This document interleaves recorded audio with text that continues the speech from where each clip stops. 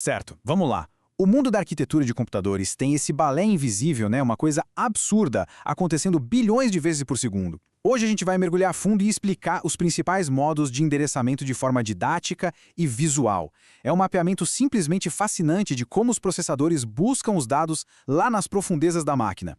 O grande problema da arquitetura de computadores se resume basicamente a isso. De um lado, temos uma CPU operando em velocidades astronômicas. Do outro, uma memória principal que é colossal e super complexa. Como é que o processador consegue achar a agulha certa nesse palheiro gigante sem desperdiçar um tempo precioso de processamento?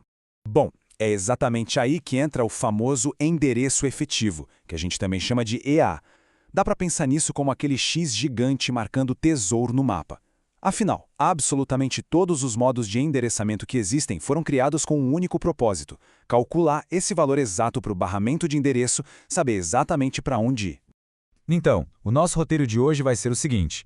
Primeiro, o desafio da memória, depois os modos simples e diretos, em seguida a indireção, que são os caminhos mais longos, depois deslocamento e matrizes e, para fechar, a pilha e um resumão geral. Começando logo pela parte 1, o desafio da memória. A memória, na sua essência, é só um arranjo linear gigantesco de bytes, um atrás do outro. Para a CPU saber de onde puxar informação, ela usa campos específicos dentro das suas próprias instruções, e são esses campos que determinam a lógica da busca. Então, fechar essa lacuna entre a velocidade brutal do processador e a lentidão da memória exige cálculo puro. O que nos leva à parte 2, os modos simples e diretos. Aqui a gente vê um contraste bem extremo de eficiência. No modo imediato, não tem busca na memória. O dado já está ali, embutido na própria instrução. É tipo receber um envelope já com a resposta dentro. Já no modo registrador, a informação fica guardada nos bolsos internos da CPU, dos registradores rápidos. Nada de viagem externa. Fica muito claro entender essa diferença observando os fluxos. O modo imediato não tem nem setas indo para a memória, é algo instantâneo. O modo direto já tem uma linha reta. A instrução diz para ir para o endereço A e pronto, o dado está lá. Um caminho direto e sem desvios. Mas, como tudo na computação, sempre tem um custo. Esses modos são ultra rápidos, só que sofrem com as limitações de tamanho em bits do campo da instrução. Num sistema moderno de 64 bits, é fisicamente impossível colocar um endereço gigante ou um número enorme dentro de uma instrução pequena. A gente precisava de mais espaço. E aí que entramos na parte 3, a indireção, ou os caminhos mais longos. No endereçamento indireto, a primeira coordenada da memória não guarda o tesouro. Na verdade, ela guarda um ponteiro. É como se fosse um outro mapa que finalmente aponta para o verdadeiro endereço efetivo. Essa é uma manobra muito engenhosa que permite acessar um espaço de memória infinitamente maior.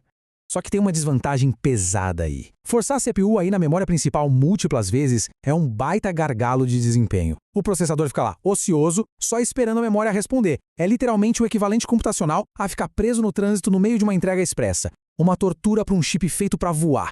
Para fugir desse trânsito todo, a arquitetura evoluiu para o modo indireto por registrador. O ponteiro inicial agora fica guardado num registrador rapidíssimo lá dentro da CPU. Com isso, a gente economiza uma viagem caríssima até a memória principal, combinando aquele espaço enorme da indireção com uma velocidade bem mais interessante. Avançando para a parte 4, deslocamento e matrizes. O cálculo aqui é feito em passos bem lógicos. É exatamente como procurar um endereço numa rua. Primeiro a gente acha a rua principal, que é o endereço base, depois soma o número da casa, que funciona como o índice ou deslocamento. A soma desses dois elementos entrega, no fim das contas, o endereço efetivo. Esse modo registrador base com o deslocamento facilita demais a vida dos compiladores.